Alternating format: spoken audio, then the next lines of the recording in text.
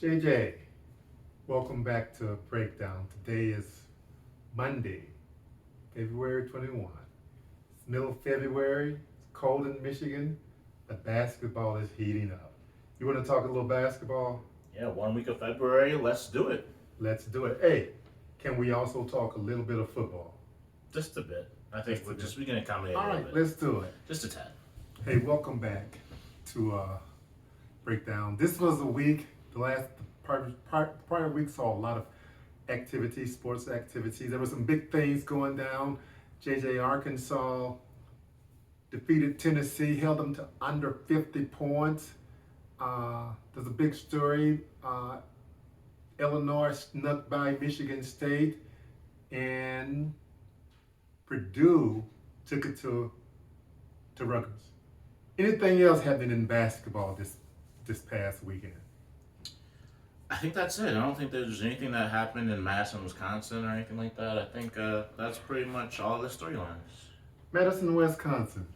You know what? Actually, Kentucky did get a win without their guards, the two starting guards. So that's another storyline. Let's talk U of M, Juwan Howard, Gard, And that one guy. And the assistant. and the assistant. JJ, Yeah. that was ugly Sunday. Yes, no. It was a pretty close game for the most part. At the end, they got a little away from Michigan, but other than that, I would say it was The post-game event, Yeah. it was ugly. Well, some people think it was uglier than others. How do you feel about it? Set the table. Tell the audience what happened and why. Well, I think I'm not any more qualified to tell you why it happened or exactly what happened. But Well, okay, explain why Juwan Howard was upset. Okay, so if you're not familiar with about the incident we're referring to, at the end of the Michigan-Wisconsin game, Michigan decided to press the last 20 seconds, and so in response, Wisconsin decided to take a timeout. That led to a bit of hurt feelings, and in the handshake line, Juwan Howard attempted to do the blow-by move where you just shake the opposing coach's hand for as little as possible, and Gard apparently thought that was the moment in time where he should stop Juwan Howard's momentum, and Juwan Howard took offense to that, and then some guy whose existence I was not privy to before Sunday got his name thrown about in the middle of it. He said something that Juwan Howard did not like, and Juwan Howard put his hands on him, and here we are. It was a bit of a... It wasn't a punch, it wasn't a mush, it was a little in between, but it was an assault, and I don't know, now we're left with the fallout and with the Big Ten and potentially University of Michigan, what they're going to do about it. Okay, it's been more than 24 hours after the event. The Big Ten, nor Michigan has announced anything. What do you, JJ, think that the Big Ten should do? I think the Big Ten should probably suspend Juwan Howard, for a few games right before the Big Ten tournament. Maybe the last game before the Big Ten tournament, but definitely at least 3 games, I'd say. Okay. What do you think U of M, or should U of M do anything in addition to what the Big Ten does? Nope. No? I've never been a fan of like overlapping punishments. I feel like if the state's gonna charge you, then that's it. Then the state should charge you. If the federal's gonna charge you, then the federal should charge you. But No double jeopardy. yeah, it seems a little redundant. I mean, I feel like one punishment. I feel like the Big Ten has the authority to have an umbrella punishment. So Okay. Interesting. That the do you think that Gard had the right to touch Juwan Howard? well, I think Greg Gard should be fined at the very least. So I would. I mean, absolutely. Of course, he didn't have the right. I mean, he's lucky he didn't get punched in the face, honestly. So no, I don't think that Greg Gard had the right to. I don't think any human being has the right to touch any other human being in an unwanted way. I think that is literally how we define as assault. Okay. So what about the other guy, the assistant? Obviously, the assistant said something and we don't know what he said, but obviously it offended Juwan Howard because Juwan Howard actually reached over some people just to get to that guy. So he was aiming specifically for him, and up until that point, there was no need for Juwan Howard to even notice the guy. Literally, the guy must have said something. Do you think should be any punishment for the assistant? Pending an investigation, I mean, maybe he just said, have a nice day. Like, we don't know what he said. We don't know what he did. But, I mean, I highly doubt that. I mean, no, none of us knew who he was. Juwan Howard probably didn't know his name, if we're being honest. But he definitely escalated things. So as an accelerant to, you get double text in football, basketball. Sometimes when you're the instigator, accelerant, sometimes you're punished as well. But I mean, he probably should be punished. But I honestly don't know what he said. But hopefully, with all those cameras on and all the microphones that were in the building at the time, they can figure it out. It will come out eventually. JJ, this is the second time that Juwan Howard had a major dispute with a coach. Back last year on March 12th, the coach of Maryland in the Big Ten tournament, Juwan Howard was going toward him. He got grabbed. He never reached him, but he did get ejected from that game. Should Michigan be leery about maybe this happening a third, or fourth, or fifth time with their coach? I mean, it's possible, but I wouldn't worry about it at all. Like, this isn't a Grayson Allen situation. Juwan Howard has lived a large portion of his life in the public eye ever since going to the University of Michigan. Yes. He doesn't have any incidents in his past as an assistant coach with the Miami Heat throughout his 20-year career in the NBA and college basketball as being like a hothead or anything like that. So I think it's just it's possible that one event is an aberration, 2 events is a coincidence, and 3 events is a pattern. It's possible it's just a coincidence at this point in time. I mean, he doesn't have like a long decorated history of inflamed arguments or things escalating past the verbal level in his history. So I wouldn't worry about it if I'm the University of Michigan. But the University of Michigan does have like a pompous piousness to it. So like they have that's not how Michigan men, quote unquote, I think would appreciate someone representing their school to conduct themselves.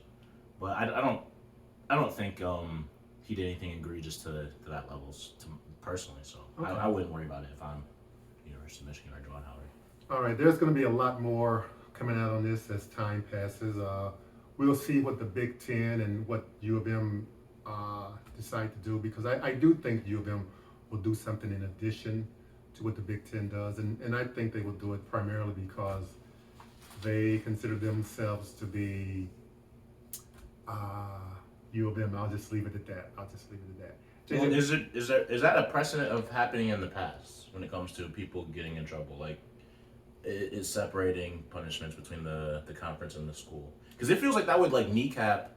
I don't know. I'm not familiar with the whole. I don't know. Punishment. Well, I know he has in his contract with the school some type of morality clause.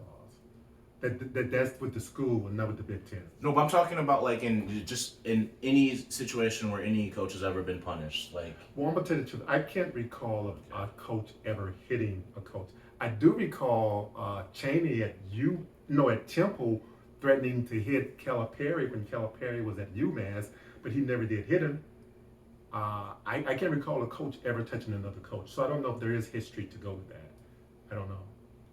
Yeah, and it's obviously a unique situation with Juwan Howard being one of, if not the most high-profile coach at an incredibly high-profile university. Indeed. JJ, we're going to get back to basketball, but I want to cut off the road a little bit and talk some football really quickly. Okay. And then come back. A couple of things. Back on February the 10th, the SEC said their revenues for the 2021 fiscal year rose to $777 million. Yeah. That wasn't an increase. There was an increase of $120 million. So they're going to give each of the 14 schools will get roughly $55 million, roughly. And previously, the previous payout year that was reported, the Big Ten reported they gave each school $54 million. But the Big Ten is for the fiscal year that ended August 21. The Big Ten has said that their revenue is going to be down because of COVID. One thing, they didn't start their football season till later in the year, that particular season. So the SEC is catching up with the Big Ten. Is that why? On February the 17th, the 10 FBS commissioners plus Notre Dame, they decided to keep the college playoff at 4 teams through the 2025 season? Why did they do that? Well, I don't think it has anything to do with the Big Ten not earning as much money, because the Big Ten the previous year earned $40 million more. I think, and they did allocate more money for COVID testing. I think it was $56 million more so than any other conference. So I think that was more of an aberration. I would expect the next year's fiscal reports to also, SEC to also be ahead of the Big Ten, just with them having SEC program in the championship game for both the winner and the loser.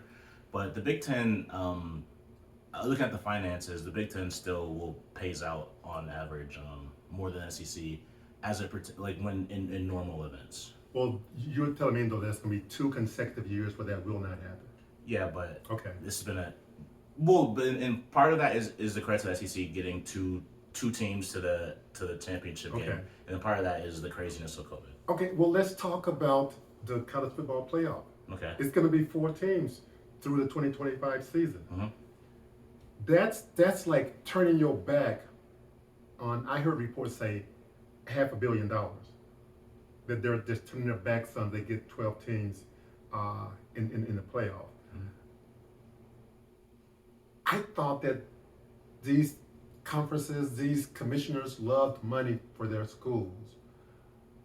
Can you think of a rationale for them to oppose a 12-team payout? Yeah. So for any expansion to take place, it's been written in stone that it has to be a unanimous selection. And I'm not sure if you're familiar what happened with the Big 12 conference recently, but that it was never going to be a unanimous decision to expand the conference once the Big 12 found out that the SEC was negotiating in bad faith, that they basically already had Texas and Oklahoma coming to the SEC when they were making negotiations to expand the playoffs, because we already had like an 8-team expansion in place. I think even before the 12-team expansion, and everything was set. But then it leaked out. We found out that Texas Oklahoma was leaving the Big 12, and there was no way Bowlesby was gonna ever vote. So they cut off their nose to spite their face, because even with 8 teams, there would still be more money. But this is my question, JJ: who are the winners and losers among are the players winners or the losers? Yes. Are they players or winners? Yes. How do the players win when there's 4 playoff team rather than 12? Well, football is an incredibly violent sport. It's like, depending on the position, I've heard it being compared to getting in like 20 car crashes a game. So you're putting less mileage on your body. So they would be winners by not even playing football. That's what you're telling me. Yeah.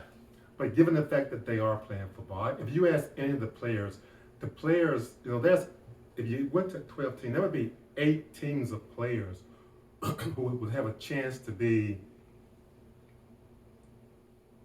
in the middle of everything, have their names, their schools posted everywhere during this time period. So in my mind, the players are actually losing.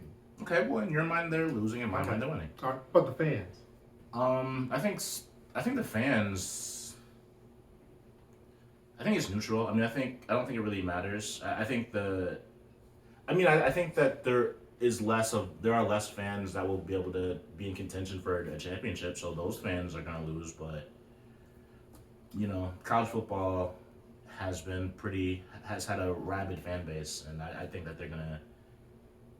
Well, you speak of the fans. Drink up whatever they get, basically. Viewership for the tournament has gone down ever since year 1. I'm thinking that some type of something to kickstart it would be in order, but I don't know. What about the conferences? Are there any winners and losers there?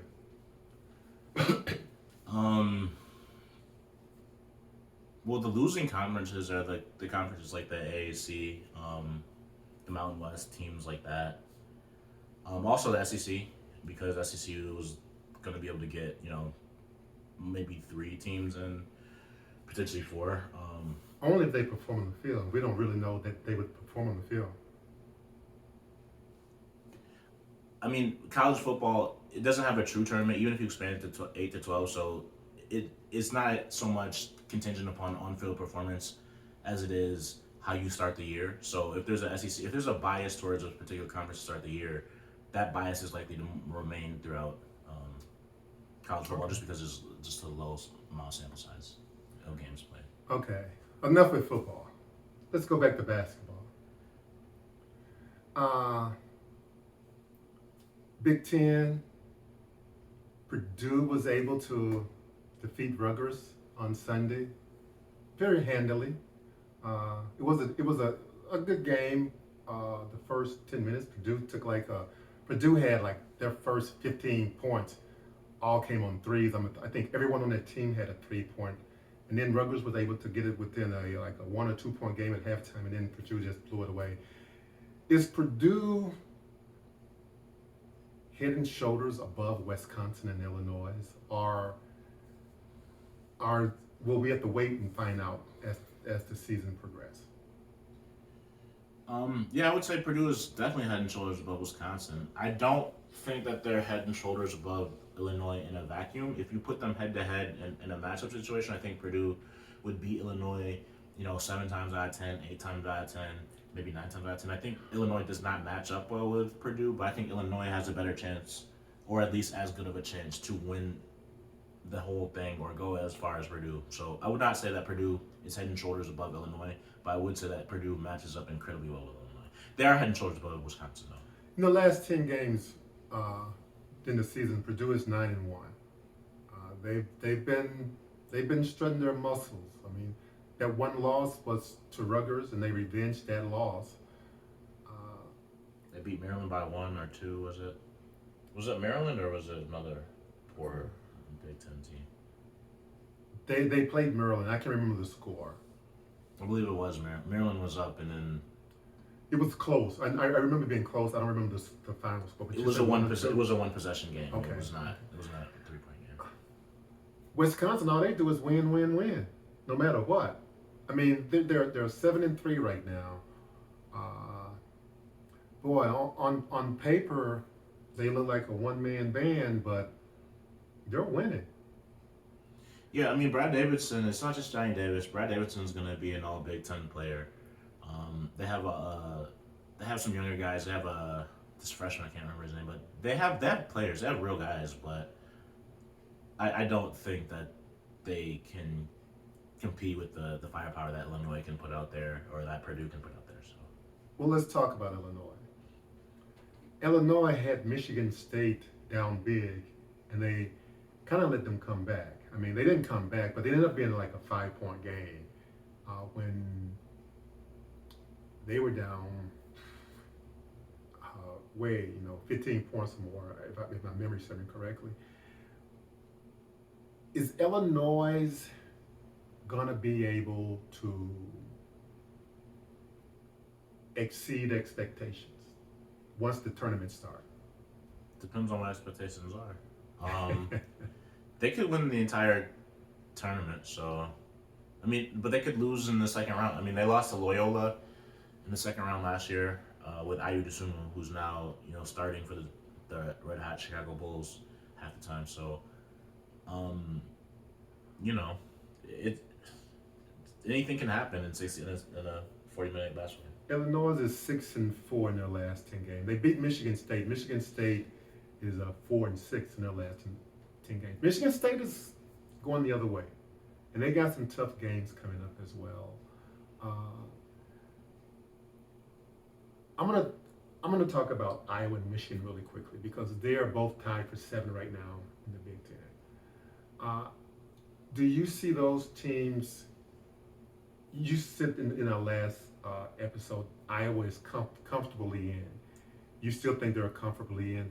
Yeah, since then, they lost to Michigan, but They beat Ohio State. they beat Ohio State badly. Yes, they did. So yeah, that just helped their computer numbers. I think it just raised their computer numbers. So I think that's the good thing about playing in the Big Ten. A lot of teams in the conference have good computer numbers. So even if you lose to them, Okay, really quickly. I had, before Sunday's loss to Wisconsin, I had Michigan in the tournament. Michigan is 14-11 for the season. They're 8-7 in the conference.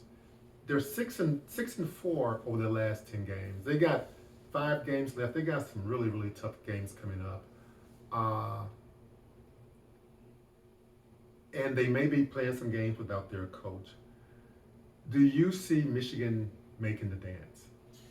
well, it's not just their coach. If you saw sure.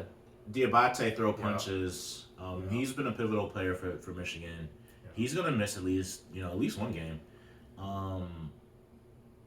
But yeah, I mean, Michigan, their computer numbers, their top 35 computer numbers, they have incredibly strong computer numbers. They don't have any bad losses. They don't have any. They lost to Seton Hall, but that's not a bad loss. That's not a bad loss. Okay. It's not a great win. I mean, a great loss either. It might be that might be a quad 2 loss, but they don't. But quad you can take quad 2 losses. They have no quad 3 or no quad 4 losses. That's what boosters their computer numbers so heavily. It's such an interesting situation for them because, beating Iowa and then losing to Wisconsin is fine as it pertains to a bubble team like that. That if anything, I thought they were going to lose to both games. I think I said that last. You did. I thought they were going to win both games. And splitting the difference, when you're a team like Michigan, you have more opportunities. That's fine, but you have to capitalize on these opportunities. And Michigan right now is 14-11. yeah, I mean, if they can they be 16-14 and get into the dance? I mean that's not for me to say. Like, Okay. It depends. Like Memphis got blown out by SMU, so that's good for Michigan. As long as like the teams on the bubble keep losing, like they have been, Michigan can afford to, split the difference. And Yeah, but Memphis will get in before SMU will. but will they get in before Michigan though? Good question. And they But they might get the automatic win. Yeah, they might have to though. Okay. And Houston, I know Houston has lost some guys to injury, but I still wouldn't put it past them. Okay. But my only reason I brought that up is because Joel already had those Memphis and Michigan back to back on his bubble watch. Okay. So like for Michigan, I would advise you win as many games as possible. Like that'd be my advice. But I can't remember. There's another bubble team that just took a loss.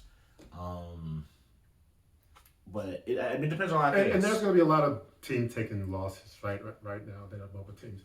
2 teams, Michigan State and Indiana.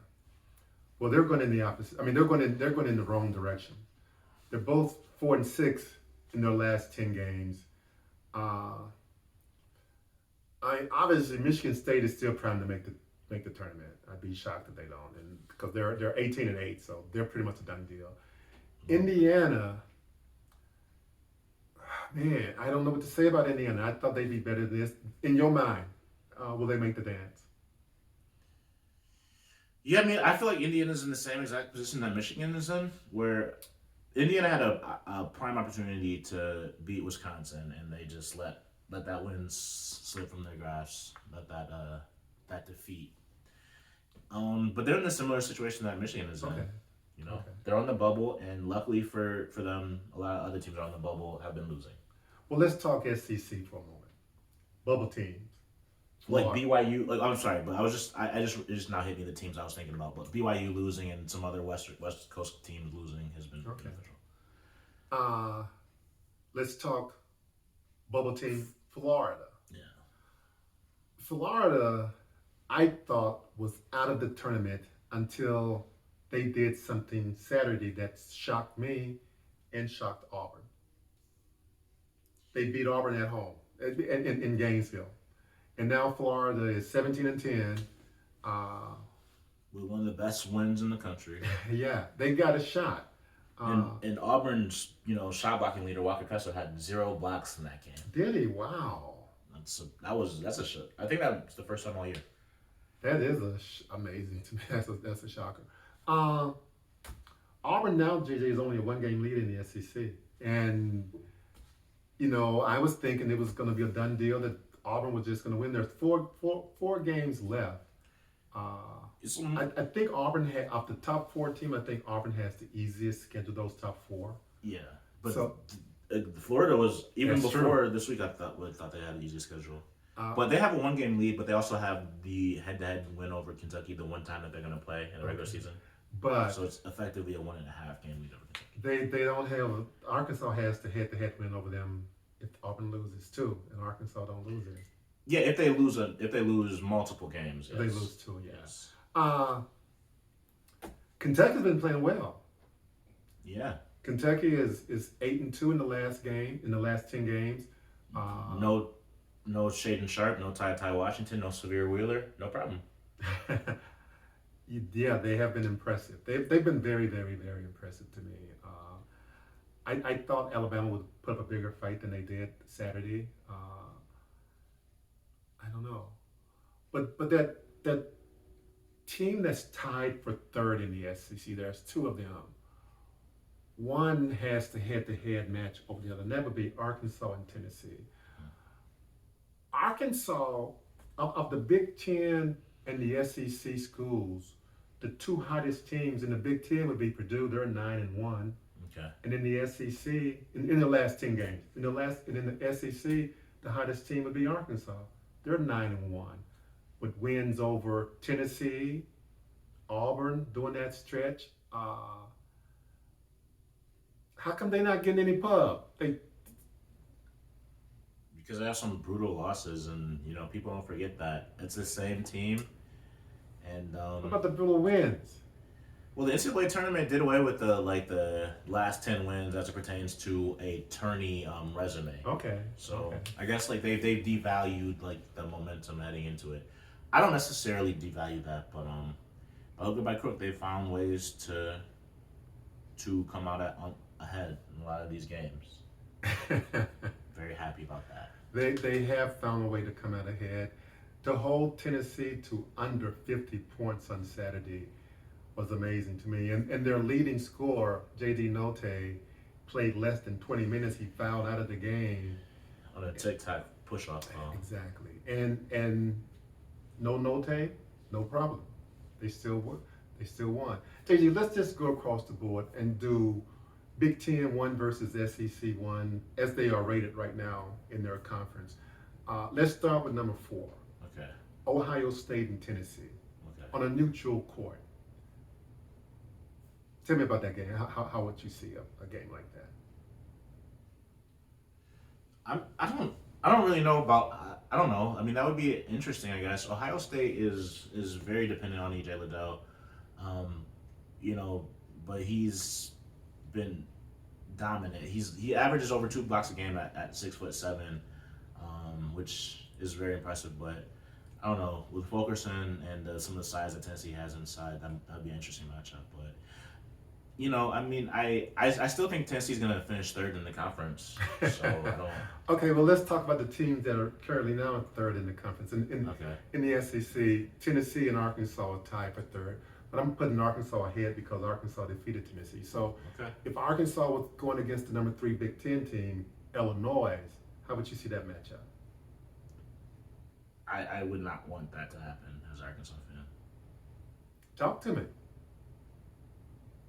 I think Illinois would run away from Arkansas. Why? I mean, I've been bullish on Illinois all year. I know you have. You say they're because they don't have Purdue. Because their kryptonite is someone that's bigger than Kofi Coburn, and Arkansas has one guy that's bigger than Kofi Coburn. But unfortunately, Unfortunately, Arkansas goes as Jalen Williams goes, and I love Jalen Williams. That's why I think that they were able to withstand when J.D. Notae fouled out. Okay. But I just don't know if the matchup for Jalen Williams is a Kofi Coburn. I just don't. Well, you know what I'm hoping? I'm hoping that they don't match up. I'm hoping that they play each other in the tournament. Okay, you can hope that. That's what I'm hoping. Okay, but if they do get matched up in the tournament, I'm gonna make sure that I bring this back up to you. Okay. hey, if you look at my bracket, I can guarantee you who I'm going to have winning that game. Okay, but in the event that happens, well, let's remember that. Let's go the current 2 against 2. We got Wisconsin and Kentucky. How would you see that matchup? Wisconsin is 21-5. Kentucky is 22-5. Yeah, I think Illinois matches up better with Kentucky and Wisconsin with Arkansas. But I mean, Kentucky would run away from Wisconsin. I mean, I understand that because we have Kentucky, 2 teams tied for 3rd and 2 teams tied for 2nd, and I would put Illinois in 2nd. But they're not. Why not? Because Wisconsin has the tiebreaker over them right now. But that aside, just go with me. Just go with me. Just go. I'm not sure about that tiebreaker. Kentucky and Wisconsin right now. Okay. Kentucky, how that matchup? Tell me about that matchup. I mean, Kentucky would absolutely dominate Wisconsin. Interior, like Oscar Tshiebwe he'd have 20 rebounds. Okay, but didn't Michigan dominate them on the interior? Well, the difference is Michigan didn't have Kellen Grady, Davion Mintz, Jacob Toppin, Keon Brooks. Kentucky, I don't think Wisconsin, Kentucky is a matchup anybody wants. Wisconsin. Okay. Well, let's go to the top of the bracket, top of the line rather. Okay. Number 1 Purdue against number 1 Auburn in their conferences. If that happened, that matchup, how would you evaluate that one? That should be a Final Four championship type of game. That would be must-see TV. Jaden Ivey versus Jabari Smith. Walker Kessler versus Zach Edey. Javion Williams. That would just be must-see TV. I would lean. The thing about Purdue is Purdue's defense is so porous they could lose to anybody. But I think that when firing on all cylinders and we're properly engaged and focused, I would think Purdue would rise to the moment, and I think that would be a very, very exciting game. I actually don't know who I'd have to win, but it's interesting that you say Purdue could lose to anybody because they've only lost 4 times this whole year, and one of those losses was to a miracle shot by Rutgers. Yeah. So maybe they can't lose to anybody, but I'd like to see that. There's only 2 weeks of regular season basketball left. We're getting there, JJ. We've talked the U of M Wisconsin incident. We've talked a little football. Before you give me, well, you know what? I want you to give me your Final Four in football. Final Four in each conference, even though there's only 2 weeks left. Maybe there's some shakeup. And then I got one more comment to mention on football. Okay. So give me your top 4. Let's go SEC first. Start with number 4. And let's see if there are any shakeup. I will say one thing about the SEC. The SEC got 5 teams tied for 5th at 7-7 in the conference. Pretty balanced conference right there. The top 4 has pretty much separated themselves from all the other groups. So, but yet and still, give me your top 4 in the SEC. All right. It's going to be so much that's changed from last week. This is who you are predicting to end the regular season in the top 4. And these top 4, they get 2-game bye in the tournament, the conference tournament, because the regular team, the bottom 4 in both conferences will play on a Wednesday, and then the next 6 will play on a Thursday, and the top 4 don't play until that Friday. So give me your top 4 in the SEC. Starting at 4. To deviate from last week, at 4 I'm going to go with Arkansas. 3 will be Tennessee. 2 will be Kentucky, and 1 I'm just going to stick with Auburn. So absolutely 0 change from last week. No, the schedules didn't change. So well, JJ, let's just say this: Arkansas has to play Kentucky this coming Saturday, as a matter of fact, in Arkansas. Mm-hmm. Take it to the bank again, America. Arkansas win that game. There, JJ, Arkansas is tied. They have the same conference record as Kentucky with the head-to-head advantage. and you In still this hypothetical world that doesn't exist yet. But anyway, and you still telling me that Arkansas is 4 and Kentucky is 2. Okay. yep. Last week I said Arkansas was going to beat Tennessee. I didn't think Tennessee could come into Bud Walton and leave with a dub. But unfortunately, Arkansas has to go to Tennessee. They have to play Kentucky. Their schedule is just a little bit harder than Auburn's or Tennessee's. So America. He's still young, but he's learning. He's learning. Okay, JJ, let's do some Big Ten. Let's do the top 4 in the Big Ten. These top 4 as gonna not who's the better team, but who's gonna end in the regular season 1, 2, 3, and 4. That's what I'm asking you for right now. Big Ten is kind of tight at the top. It's kind of tight. So give me number 4. Similar to the SEC, it's gonna follow the current standings. I have Ohio State in 4th, Wisconsin in 3rd, Illinois in 2nd, and Purdue in 1st. Interesting. Purdue is just a half game ahead of both Wisconsin and Illinois. Yeah, but Purdue's beaten Illinois twice. True. I forgot they got the head-to-head up there. Both. Interesting. Rutgers, Michigan State, Iowa, they can't crack that top 4.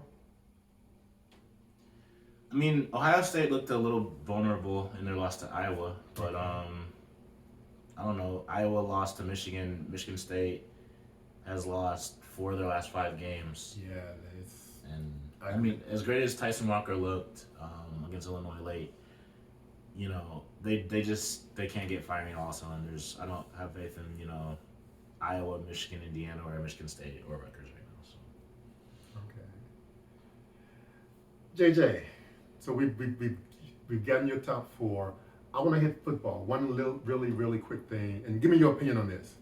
We were talking about winners and losers in the conference college football playoff, sticking with 4 teams and not going to 12. I heard on I heard on the radio somewhere that what would happen if the SEC decided to add 4 more teams and at the end of the year just have their own conference championship playoff. Would that scare anybody? It might. Is that feasible? I mean, they're gonna have 16 teams pretty soon.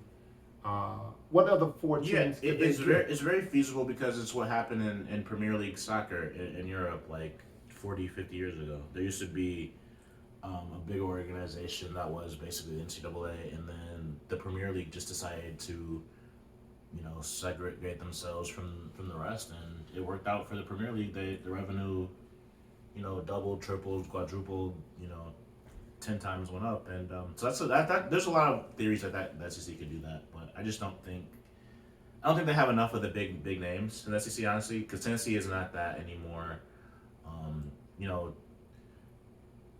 I just don't think that you can do that without a Michigan, without an Ohio State, without a USC. And there's no way they could get a USC or an Ohio State. Well, that's absolutely the fear. I think that's why the Big Ten, wanted to do an alliance with the ACC and the Pac-12s to ensure that they had enough, of the right players in their ecosystem with the Clemsons and the Florida States and the USCs and the Michigans and Ohio States were in open dialogue with one another.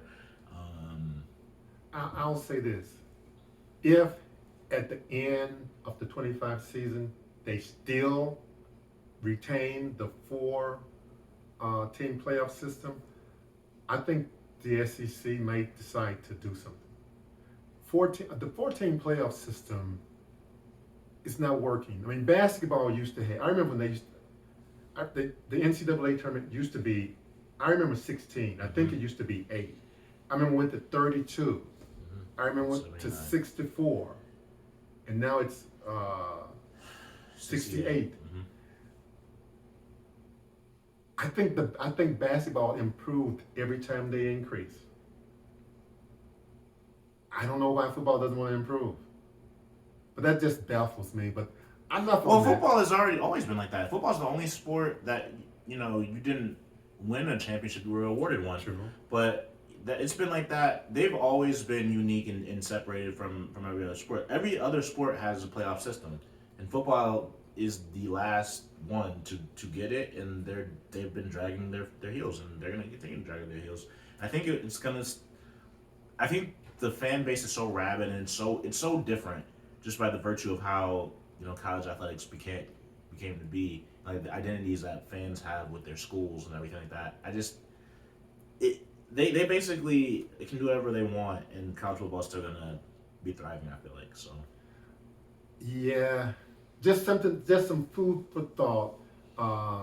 Ohio State, if the SEC come knocking on your door, think it over. JJ, I'm out of here. You got anything? I got nothing for this week. WPS. We'll pig suey. Peace out.